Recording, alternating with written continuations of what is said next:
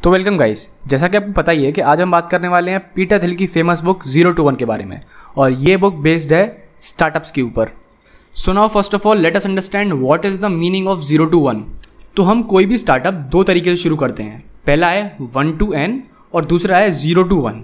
तो पहले हम बात करते हैं 1 to n के बारे में। इसका मतलब है कि पहले से ही आपके पास कुछ है, बस आपको उसमें एक यूनिट ऐड करनी है। जैसे कि बहुत सारी टाइपराइटर की कंपनी है जो कि टाइपराइटर मैन्युफैक्चर करती हैं, और हमने भी वैसी ये कंपनी स्टार्ट की। ये होता है 1 to n। तो चलिए अब बात करते हैं 0 to 1 के बारे में।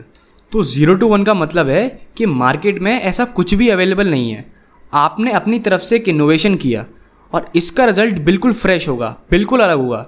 जब भी हम कुछ नया और इनोवेटिव करते हैं तो हमारी प्रोग्रेस 0 से 1 तक होती है।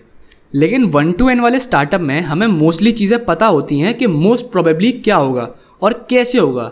लेकिन 0 to 1 वाले स्टार्टअप में बहुत ज़्यादा अनसर्टेनिटी होती है, क्योंकि किसी को भी नहीं पता होता कि वो नई इनोवेशन कितना चलेगी। और जब हमारे ऑथर ने पेपैल कंपनी स्टार्ट की थी तब किसी ने भी नहीं सोचा था कि दुनिया में कोई भी ऐसा एप्लीकेशन या सिस्टम आ सकता है जिससे कि transition all over the world इतना ईजी हो जाएगा। और पीटर थिल की इसी इनोवेशन की वजह से पेपैल की मोनोपोली है पूरी दुनिया में, या कहूँ तो राज है पूरी दुनिया में। और एक बिजनेस की ग्रोथ सबसे अच्छी तभी होती है जब उसकी मार्केट में मोनोपोली हो। और ऑथर ये भी कहते हैं कि every movement in the business happens only once. और उनका कहना ये भी है कि अगला बिल गेट्स एक ऑपरेटिंग सिस्टम नहीं बनाएगा, अगला Mark Zuckerberg social media application नहीं बनाएगा, अगला जेफ बेजोस एक ई कॉमर्स वेबसाइट नहीं लाएगा, वो कुछ नया लाएगा। और अगर आप इन सभी लोगों के आइडियाज़ को कॉपी करते हैं तो आप उनसे कुछ सीख ही नहीं रहे हैं, उनसे कोई इंस्पिरेशन ही नहीं ले रहे हैं। इन लोगों ने किसी को कॉपी नहीं किया बल्कि अपना नया स्टार्टअप किया।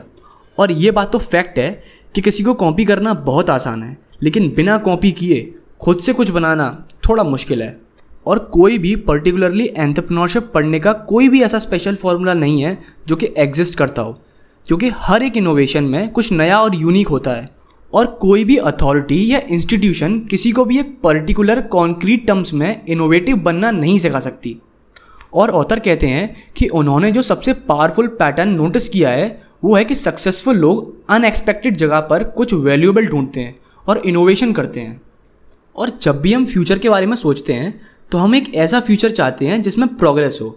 और प्रोग्रेस दो तरह की होती है, पहली है हॉरिजॉन्टल प्रोग्रेस, या फिर इसको हम एक्सटेंसिव प्रोग्रेस भी कह सकते हैं, जिसका मतलब है उन चीज़ों को कॉपी करना जो कि हमें मालूम है कि काम करेंगी ही करेंगी। और हॉरिजॉन्टल प्रोग्रेस के बारे में इमेजिन करना और उसके लिए मेहनत करना बहुत ही आसान होता है, क्योंकि हमको पहले से ही पता होता है कि वो कैसी है, उसमें क्या अप्स हो सकते हैं, क्या डाउन्स हो सकते हैं।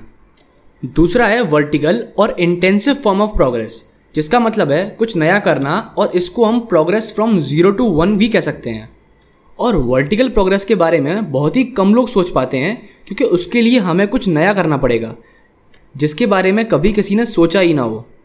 एक बड़े लेवल पर, या कहूँ तो एक मैक्रो लेवल पर, हम ये कह सकते हैं कि हॉरिजॉन्टल प्रोग्रेस के लिए अगर एक सिंगल वर्ड यूज़ किया जाए तो वो होगा ग्लोबलाइजेशन, जिसका मतलब है एक ऐसी चीज़ जो एक जगह पर यूज़फुल और सक्सेसफुल है उसको सभी जगह जाके बेचना।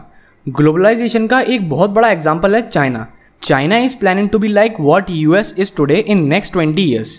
चाइना अपने गोल्स के लिए स्ट्रेट फॉरवर्डली वही चीज़ कॉपी करता है जो दुनिया की सभी डेवलपमेंट या डेवलपिंग कंट्रीज़ में काम आई है, जैसे कि रेल रोड्स, एयर कंडीशनिंग, यहाँ तक कि पूरी की पूरी सिटीज़ तक कॉपी की है चाइना ने। चाइनीज़ लोग डायरेक्ट वायरलेस टेक्नोलॉजी पर आ सकते थे, लेकिन in the race of copying everything उन्होंने लैंडलाइंस इंस्टॉल करवाई। और इसी तरह से मैक्रो लेवल पर वर्टिकल प्रोग्रेस को एक वर्ड दिया जाए तो वो होगा टेक्नोलॉजी। और ऐसा कोई भी रीज़न नहीं है कि हम टेक्नोलॉजी को सिर्फ कंप्यूटर तक ही लिमिटेड रखें। लोगों को लगता है कि दुनिया का फ्यूचर ग्लोबलाइजेशन पर डिपेंड करता है, but the truth is it depends heavily on the technology. और in the world of scarcity in the economics, बिना टेक्नोलॉजी के सिर्फ ग्लोबलाइजेशन अनसस्टेनेबल है, यानी कि नुकसानदायक है। अगर स्टोनेज से ही लोग सिर्फ ग्लोबलाइजेशन के बारे में सोचते और कुछ नया इनोवेट और इन्वेंट नहीं करते तो आज शायद जो वीडियो देख रहे हो वो भी नहीं होता, आपके सामने जो मोबाइल या कंप्यूटर है वो भी नहीं होता। इसी इनोवेशन का रिजल्ट है कि आज हमारी सोसाइटी, जो उस टाइम पे सिर्फ एक यूटोपियन व्यू होगा या फिर किसी ने सोचा भी नहीं होगा कि इतना टेक्नोलॉजिकल एडवांस हो सकता है। तो चलिए बात करते हैं इस बुक के कुछ मेजर प्रिंसिपल्स के बारे में। Principle number 1, never copy. जितनी भी सबसे ज़्यादा सक्सेसफुल कंपनी है वो एक दूसरे से बिल्कुल अलग हैं। किसी भी टॉप लीडिंग कंपनी ने एक दूसरे को कॉपी करने की कोशिश नहीं की है। Principle number 2, competition versus monopoly. अगर आपको एक बड़ा एम्पायर बिल्ड करना है तो आपको कंपटीशन की जगह मार्केट में अपनी मोनोपोली बिल्ड करनी चाहिए।